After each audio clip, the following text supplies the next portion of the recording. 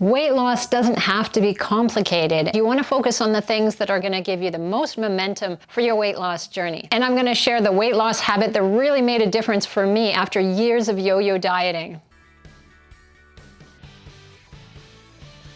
Walking can play a really big role in most people's weight loss plans. Many of us are not active enough during the day. We're sitting at a desk behind a computer for many hours, and that makes it really hard to feel like doing something and being energetic. And sometimes you might just come to the end of the day and feel like you want to sit on the couch and just stuff yourself with food. So we want to break up those habits as much as possible and learn some new helpful habits that'll get us feeling more active and energized. And that means that more of the other lifestyle changes that we want to be making are going to be a lot easier. Now, although walking itself doesn't burn off a ton of calories, especially if you're just going for a short period of time, it definitely does contribute to your overall calorie burn for the day. There's such a low barrier to entry for walking. Almost anyone can do it, and you don't need any special clothes or equipment, although I do recommend that you have some fairly supportive shoes as you start to increase your mileage. Even just 20 to 30 minutes a day of walking can be a really great start for your exercise plan. Many people are intimidated by the gym and they're not really sure what to do at home, but walking is something comfortable and familiar that you just need to do a bit more of. I recently did a video about walking for weight loss, and a lot of people commented that just increasing their walking helped them to lose weight.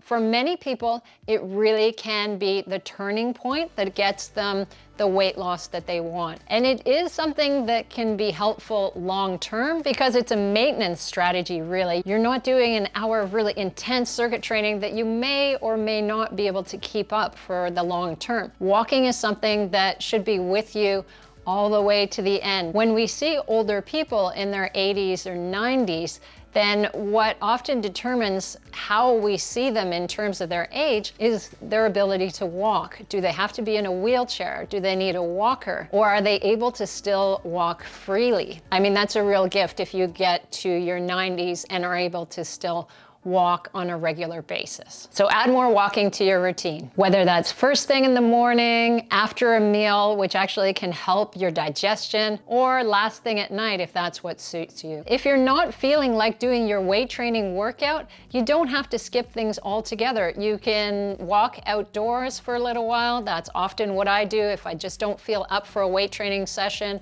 or something more vigorous. Sometimes it takes a lot of motivation to pack up your things and head to the gym or even to do a workout at home, but going for a walk doesn't take nearly as much effort to get yourself moving. You can put on your headphones and listen to music or a podcast. It makes that time valuable in another way as well, so you're doing good things for yourself. And let's not ignore the mental health aspect of it because it really can make you feel better. Drinking enough fluids is a great daily habit to get into. It's really important to be consistent with this as well. Primarily water, but other zero-calorie beverages have a place as well. Maybe you enjoy tea or coffee. When you're looking at the types of things that you're drinking, make sure that you're focused on those zero-calorie liquids and be a bit more careful about other liquid sources. Juices are not necessarily the best choice for weight loss. It's better to eat the fruit. You're more likely to be satisfied by that. It's much easier to take in liquid sources of calories, so things like juices or other sweetened drinks. And you might also want to look at how you're taking your coffee. Is there a lot of sugar? Are there a lot of flavorings? Are you having tons of cream? And how does that affect your overall daily intake? I'm not saying that you shouldn't have one of those higher calorie coffee beverages once in a while because they can be enjoyable, but you should consider them more of a treat rather than a regular source of fluids. So primarily water if you can. There's no evidence that 8 glasses a day or 2 liters, however you want to see it, is the ideal amount, but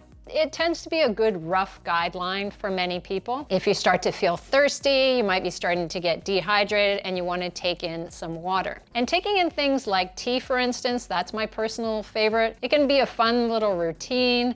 I like to sit down with my tea. It breaks up the day. It gives you a little something to do. Rather than going for a high-calorie snack or something sweet, I can sit there and stare out the window with my cup of tea and pretend I'm a Buddhist monk for a moment, and then go back to my work again. It can be a fun ritual. If you already have that ritual of having a higher calorie coffee, for instance, in the morning or in the afternoon, and you replace that with a low-calorie or a zero-calorie beverage, you can automatically cut down on the calories, and that's going to lead you towards weight loss. The weight loss habit that really helped me when I was trying to get off that yo-yo dieting phase is having protein with each meal. Now, there are a number of reasons why this worked. Protein is the most thermogenic nutrient, so your body expends more calories burning off protein than it does carbs or fats. And having more protein helps you maintain and build muscle, which becomes particularly important as we get older. We'll naturally lose our muscle if we don't do anything to maintain it. Having the right amount of protein can be helpful. I generally recommend 0.7 to 1 gram of protein per pound of body weight per day. So depending on your body size, you might be looking at 30 to 40 grams of protein per meal. You want to base each of your meals around a protein source. So in the morning, it might be eggs, or it might be another protein source. I often choose dairy products as well, a high protein milk or a Greek yogurt. And when I combine all that together, that gives me the right amount of protein. And other meals, I might choose things like chicken breast or fish or ground turkey, but there are other sources that you can use. The important thing is that each of your meals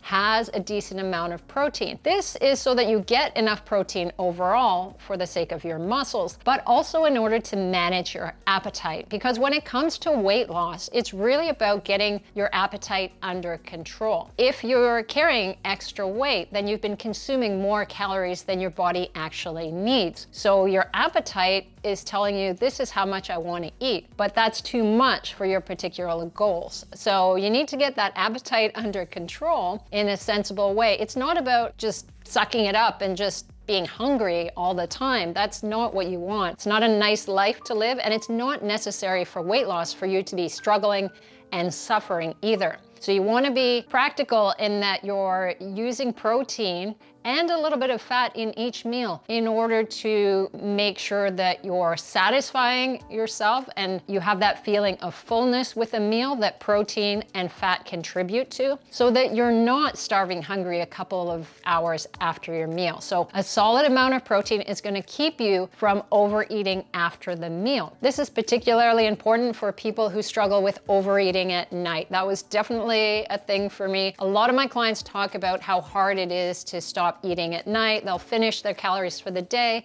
but then they get cravings. And a lot of that is based on habits that you've developed over time. You finish what you're doing in the evening and then you're like, oh, I'm a bit bored, or I'm gonna watch TV and I feel like having a snack while I'm sitting there. It's partly physiological in that if you're not eating enough and the right things early on in the day, then you may have cravings and you may have a desire to overeat later on in the day. And it's also mental as well, because a lot of it is based on those habits that you've created, sometimes for years. And having protein consistently with each meal puts you in the right position for weight loss without the struggle. And if you want some protein-packed breakfast ideas, check out this video here.